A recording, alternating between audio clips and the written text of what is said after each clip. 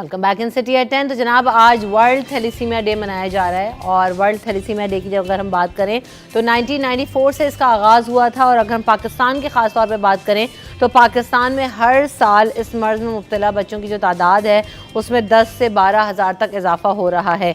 और तकरीबन अगर इस वक्त का डाटा आपसे शेयर किया जाए तो 12 से 14 मिलियन पाकिस्तानी जो है ना वो थैलेसीमिया कैरियर हैं। और थैलेसीमिया क्यों बढ़ रहा है, इसको किस तरह से रोका जा सकता है, इसकी वजूहात क्या हैं, इन तमाम चीज़ों पर हम बात करने के लिए हमने आज मदऊ किया है अपने एक्सपर्ट्स को।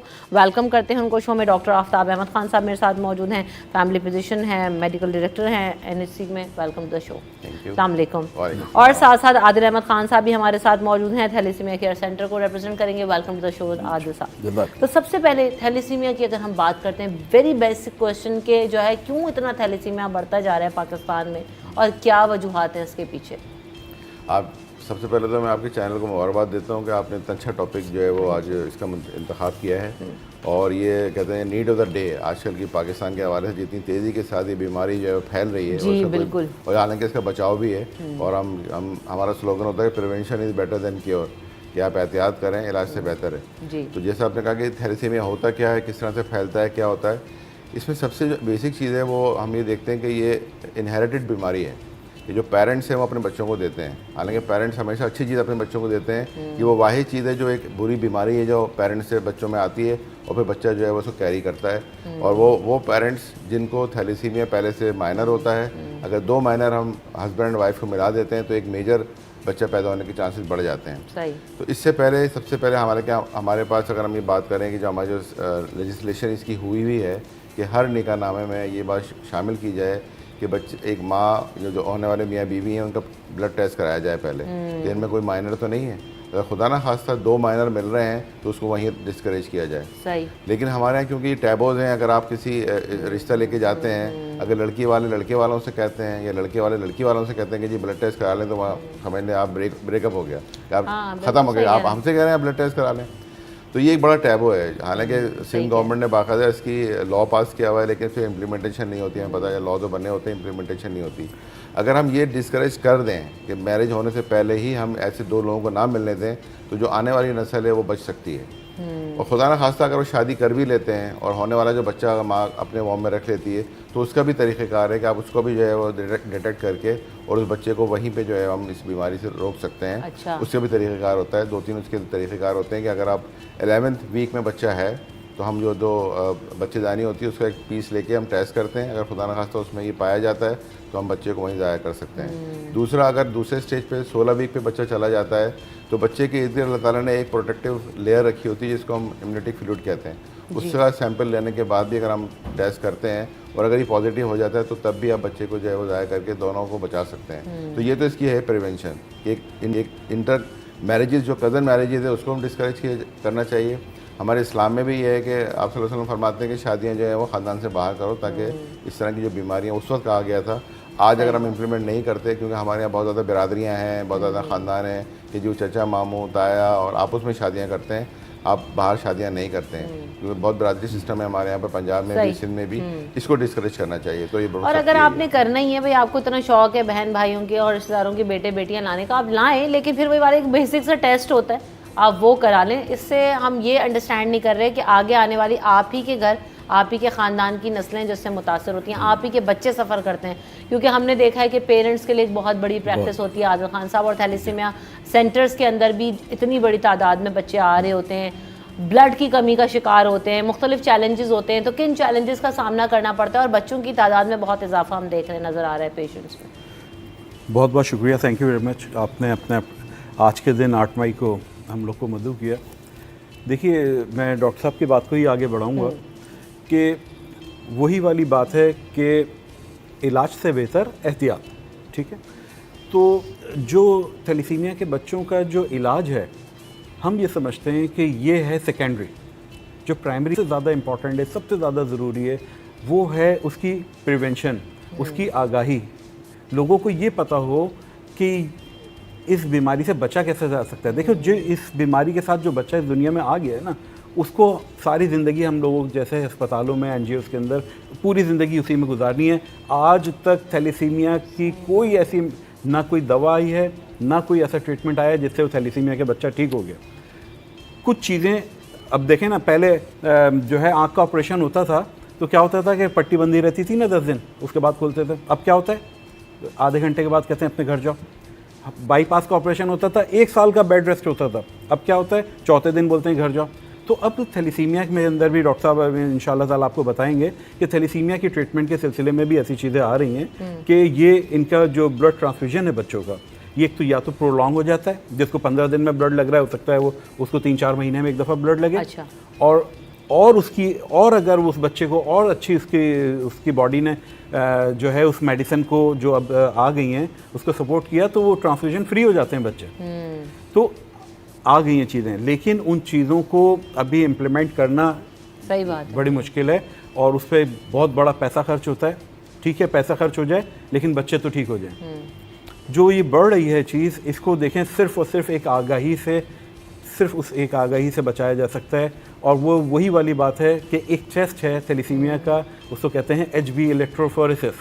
हम इस टेस्ट के ऊपर एक बहुत बड़ा प्रोजेक्ट चला रहे हैं। हेल्प इंटरनेशनल वेलफेयर ट्रस्ट का एक प्रोजेक्ट है हेल्प वॉलंटियर प्रोग्राम। उस वॉलंटियर प्रोग्राम में ये है कि जितने भी यहाँ कराची की, हम अभी फ़िलहाल वो कराची बेस्ड है, अब हम इसको इंटरनेशनल कुछ NGOs हैं स्टूडेंट बेस्ड, उनके साथ हम लोग इंशाल्लाह ताला बहुत जल्दी उसको भी, उनके साथ भी इंटरेक्ट करेंगे।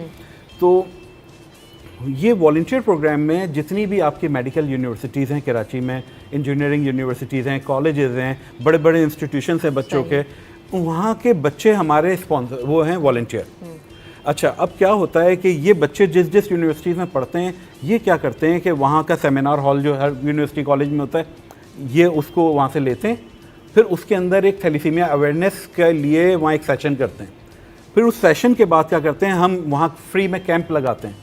और ये जो टेस्ट मैं आपसे कह रहा हूँ ना कि इलेक्ट्रोफोरेसिस का टेस्ट, ये हम बिल्कुल फ्री में पूरी यूनिवर्सिटीज़ को, कॉलेजेस को जो है स्कैन कर देते हैं। उसके रिजल्ट्स भी जो है रखते हैं वो प्राइवेसी के अंदर रखते हैं, कोड वर्ड्स के साथ देते हैं ताकि आपकी प्राइवेसी किसी बच्चे की वो सबके सामने ना आ जाए कोई चीज़।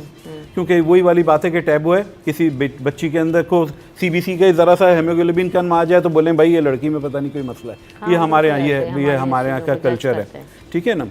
तो इस वजह से इस तमाम चीज़ों को बहुत एहतियात से लेके चलते हैं। और ये बहुत बड़ा प्रोजेक्ट है हमारा कि हम लोग इसकी अवेयरनेस के ऊपर काम करें। देखें, इलाज का तो यही है, ब्लड ट्रांसफ्यूजन किए जाएं, बच्चे को आयरन चलेशन किए जाएं, वो बस उसकी ज़िंदगी पूरी, ठीक है।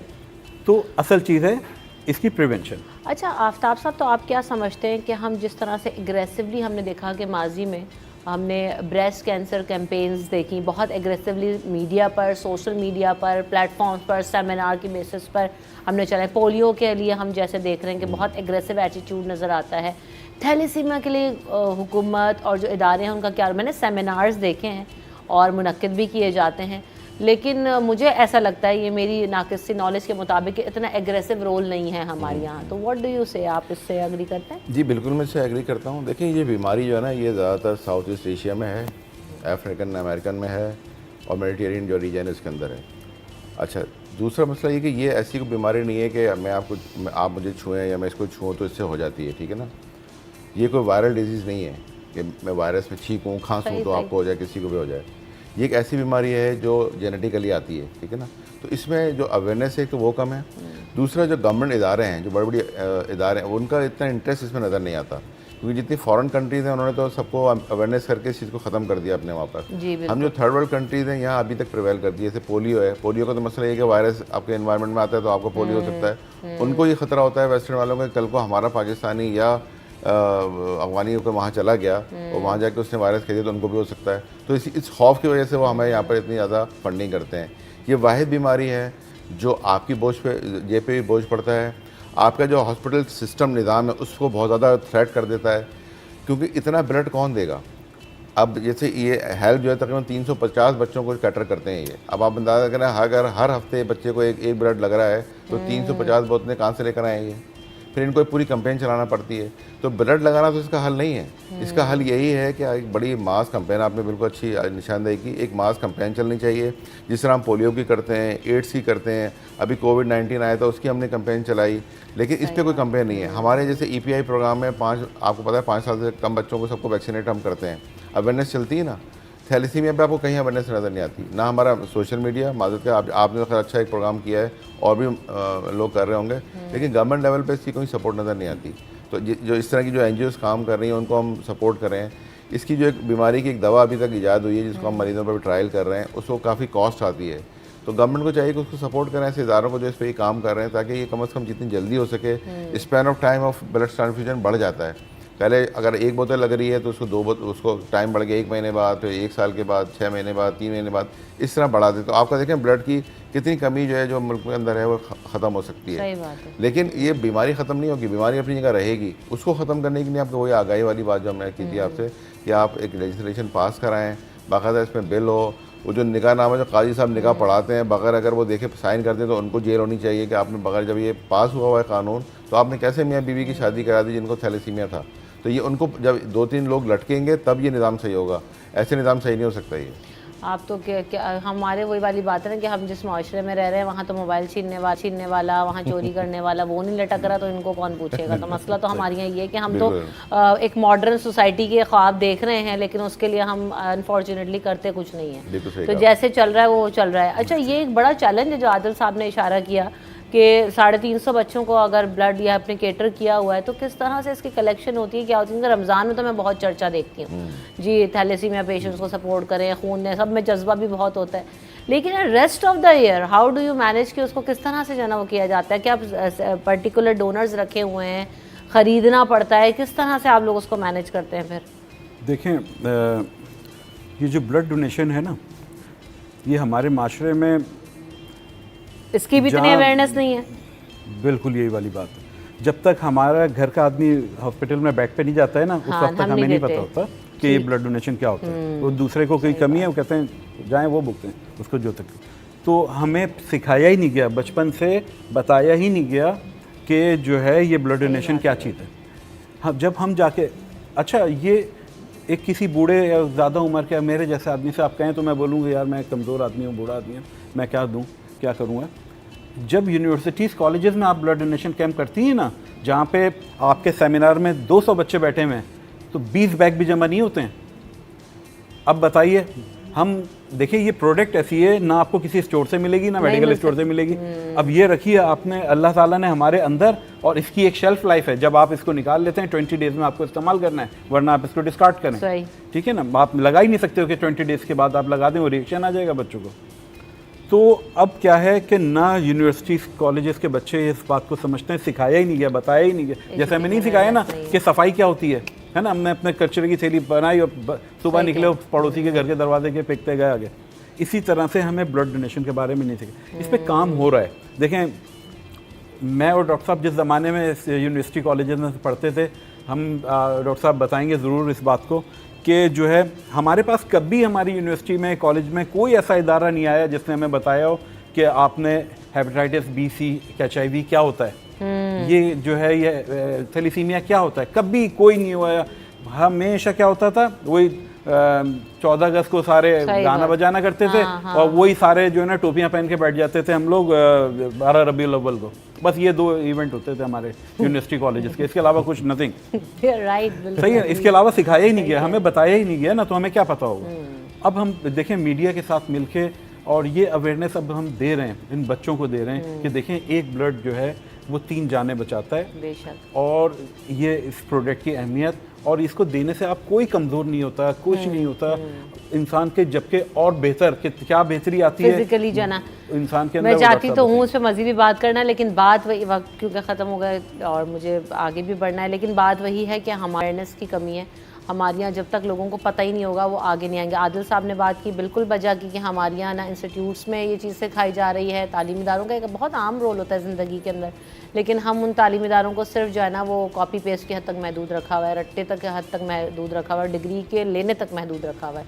तो जो तरबियत वाला फैक्टर है वो बहुत ज़्यादा मिसिंग है, हमें नज़र आ रहा है। हुकूमती सतह पर भी बहुत सारी चीज़ें जो कि की जा सकती हैं नहीं होती हैं, जिसकी वजह से सोसाइटी में चीज़ें पेनिट्रेट करती जा रही हैं। लेकिन आप लोग अच्छा काम करें, जारी रखिए, कभी हमारी ज़रूरत हो ज़रूर याद करिएगा। Thank you so much for coming. Very quickly sir, very quickly मैं थोड़ा सा एक मैसेज आपके ज़रूर पता किस तरह चला कि बच्चा हमारा थैलेसीमिया का शिकार है। देखिए ये जो 6 महीने से 2 साल तक के जो बच्चे होते हैं, अगर उनमें ये देखा जाए कि वो लिथार्जिक हैं, बहुत ज़्यादा उसकी पेल हो रही है, स्किन उनकी खा पी नहीं रहे, नॉर्मल 2 साल का बच्चा या 6 महीने के बच्चे की जो अपब्रिंगिंग जो ग्रोथ होती है वो नहीं हो रही है, और बच्चा जो है बहुत ज़्यादा हर वक्त सुस्त रहता है, कोई ऐसी एक्टिविटी नहीं है, और उसका जो है वो उसको डार्क यूरिन आना शुरू हो गया है, तो फ़ौरन वालिदैन को जो है वो कॉन्शियस होना चाहिए और किसी अपने करीबी डॉक्टर को जाएं और उसका इलाज कराएं। इससे बजाय कि वो देर हो जाए और आप उसके बाद जाएं तो आप फिर बच्चे को ज़ाया कर सकते हैं, तो जब खुदा ना खास्ता उसकी ज़िंदगी में जो है खतरा हो सकता है, उससे पहले आप पहुँचें। और ये अवेयरनेस में चाह रहा था कि आपकी ज़रूर, बहुत अच्छी बात है और ये बहुत इंपॉर्टेंट है। Thank you so much Adil साहब, आपने इतनी अच्छी गुफ्तगू। आफ्ताब साहब आपका भी शुक्रिया, आदिल साहब आपका भी शुक्रिया। हम यहाँ पे वक्फे की तरफ बढ़ेंगे, वक्फे के बाद हाजिर होंगे।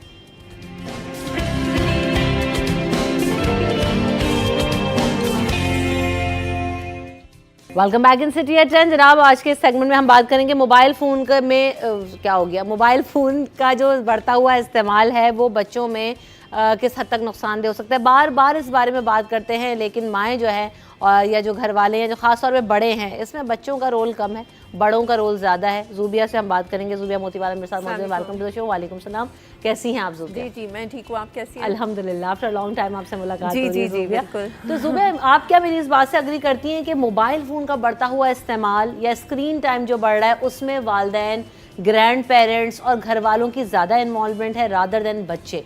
ऑफ कोर्स, क्योंकि बच्चे खुद से सीख के तो कोई चीज़ नहीं आते ना दुनिया में। आपको ही पता है और आपको नुकसानात भी पता है, बच्चों को डिफरेंस नहीं पता होता है बिटवीन क्या चीज़ सही है क्या नहीं है।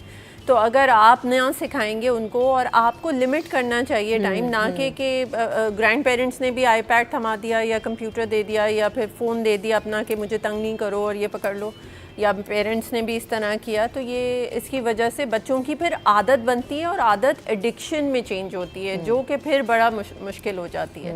बिल्कुल ऐसा ही है। तो ये जो नुकसानात हैं यकीनन बहुत ज़्यादा हैं। सबसे पहले तो कहा जाता है कि स्क्रीन टाइम को लिमिट करें। फिर दूसरी चीज़ ये कि एक तो शॉर्ट फॉर्मेट जब से आया है वीडियो का और चीज़ों का, तो बच्चे जल्दी इसको कुछ भी कंसिस्टेंटली देख ही नहीं सकते।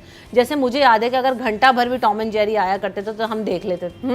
अब आप किसी बच्चे को दिखा लें, नहीं, बिकॉज अटेंशन स्पैन कम हो गया ना, वो रील्स की वजह से। वो जो देखते जा रहे हैं 2-2 सेकंड की, 5-5 सेकंड की, उसकी वजह से अटेंशन स्पैन कम हो गया। उसकी वजह से बच्चे फिर एक जगह बैठ के कोई भी काम आप उनको पढ़ाई पे कैसे बिठाएंगे? फिर एक सब्जेक्ट को पढ़ने के लिए अगर 30 मिनट्स रिक्वायर्ड हैं, तो फिर वो अगर बच्चे की आदत हो गई है 2-3 मिनट में, मतलब आपकी बिल्कुल ही अटेंशन स्पैन ख़त्म हो गई, आपका इंटरेस्ट भी ख़त्म हो गया। तो आप 2-3 मिनट तो नहीं कोई चीज़ पढ़ा सकते बच्चे को। तो और हर चीज़ कंप्यूटर पे नहीं हो सकती। किताबों की तो ज़रूरत है ना, सारी ज़िंदगी रहेगी और हमेशा से है। ठीक है, कुछ स्कूल्स हैं जो कि ऑनलाइन काम करवाते हैं और सारा कुछ करते हैं, लेकिन फिर भी आपको किताब तो पढ़नी है ना।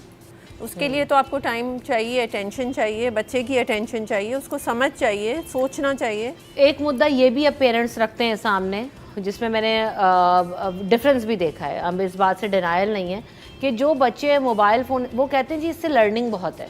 जैसे अंग्रेज़ी बहुत अच्छी सीख रहे हैं तो हम उसको बहुत बड़ी अचीवमेंट समझ रहे हैं ज़िंदगी में। बच्चा फर अंग्रेज़ी बोल रहा है और उसी एक्सेंट में बोल रहा है। दूसरी चीज़ ये कि मेरी अपनी खुद की भांजी मोबाइल फ़ोन यूज़ करती है, मुल्क से बाहर आईपैड वगैरह सब चीज़ें, लेकिन उसने या तो लगाया गया है जो भी बाहर है उसको डगर पे कि जी ठीक है आपने लर्निंग और ये सब चीज़ों को देखना है करना है, तो बच्चों ने सीखा भी उससे बहुत है।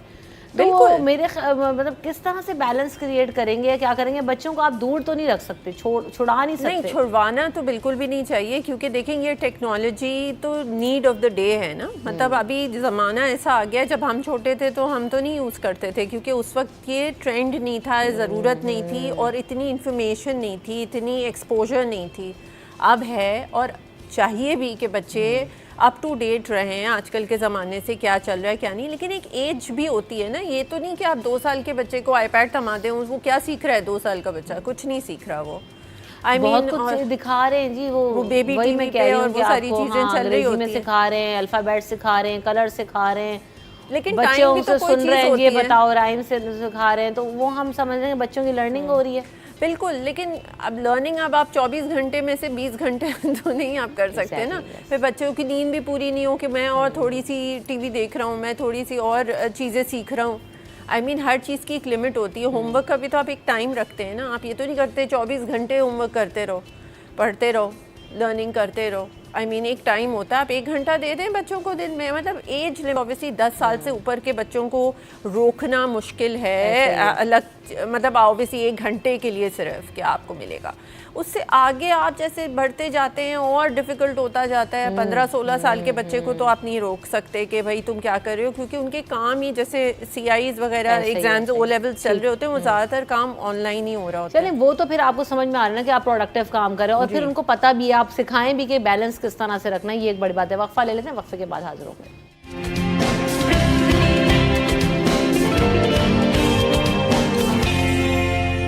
Welcome back in city at 10। तो जनाब हम बात कर रहे हैं कि बच्चों को मोबाइल का बढ़ता हुआ रुझान कमी कैसे लाएं इसमें।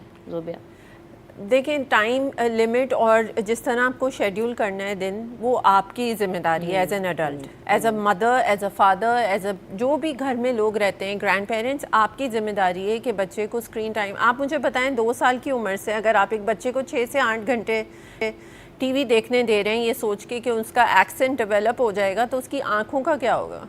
तबाह हो रही हैं आँखें जो ख़राब होंगी, फिर उसके बाद जहन ख़राब होगा, क्योंकि वो बिल्कुल ही अटेंशन स्पैन, जैसे हमने पहले भी बात की, और फिर वो स्कूल में क्या पढ़ेगा जाकर? हर चीज़ अगर टीवी से सीख लेगा, तो आपने तो लिमिट करना है। हर चीज़ का एक टाइम होता है, सुबह उठे कुछ किया, फिर दोपहर को चलो टीवी आपने देख लिया, फिर उसके बाद शाम को आपने कोई फिज़िकल एक्टिविटी की, ज़रूरी टीवी के सामने कोई फिज़िकल, उसमें तो ओबेसिटी भी आ जाती है। अगर आप देखें कि ये एडिक्शन जो हो जाता है टीवी को, और टीवी के सामने खाना is a disorder. There is a psychological disorder connected with this, कि अगर आप जो हैं वो टीवी के सामने बैठ के खाते हैं और तो आपको पता ही नहीं चलता बच्चे को भी कि उसका पेट भर गया है कि नहीं, ना उसको पता चलता है कि मैं, बड़ों में भी यही हाल है, हम सब भी टीवी के सामने बैठ के खाने के आदि, लाउंज में, डाइनिंग हॉल्स में। नहीं होना चाहिए, इसीलिए तो डाइनिंग रूम और टीवी रूम 2 अलग कमरे हैं। ऐसे ही है। आप टीवी रूम में खाना क्यों खाते हैं? ये होना भी नहीं चाहिए, क्योंकि उससे दूसरे डिसऑर्डर, फिर आपकी ओबेसिटी बढ़ती है बच्चों के अंदर, फिर उससे आगे भी बात कर लें तो डायबिटीज़ भी इसी वजह से बच्चों में शुरू हो जाती है, टाइप 2 डायबिटीज़। लेकिन ये चीज़ सोचना कि सिर्फ एक्सेंट डेवलप हो जाएगा और मेरे बच्चे 4 कलर बता देंगे और आइज़, नोज़ एंड माउथ बता देंगे, जैसे ये कंपटीशन जो आपस में रिश्तेदारों में होता है कि फ़लाने के बच्चे ने ये बता दिया, ढमाके के बच्चे ने ये बोल रहा है, आप मेरा बच्चा तो कुछ नहीं बता रहा, ये सारी गलत बातें हैं। और बात ये कि आप इतने छोटे बच्चों को इस कंपटीशन में डाल रहे हैं, 2-2.5 साल के बच्चे जिसने अभी खेल कूद के एक्सप्लोर कर, जिसको अंग्रेज़ तो ये कह रहे थे चप्पल नहीं पहनाओ जी, अंग्रेज़ की ट्रेनिंग ये है कि जी आप चप्पल ना पहनाओ, वो नंगे पाँव एक्सप्लोर करेगा, ज़मीन को बचाना सीखेगा, आप इन चीज़ों से एक्सपोज होगा तो वो नेचुरल की तरफ जा, मट्टी में जो है उसको खेलने का एक्सपोजर दिया जाता है, बाहर वेदर से एक्सपोज करते हैं। तो हमारी ये चीज़ें बिल्कुल जो है ना वो हमने डिफरेंट कर दी हैं, हम रिवर्स हो गए हैं, जहाँ पे हम ये चीज़ें पहले किया करते थे।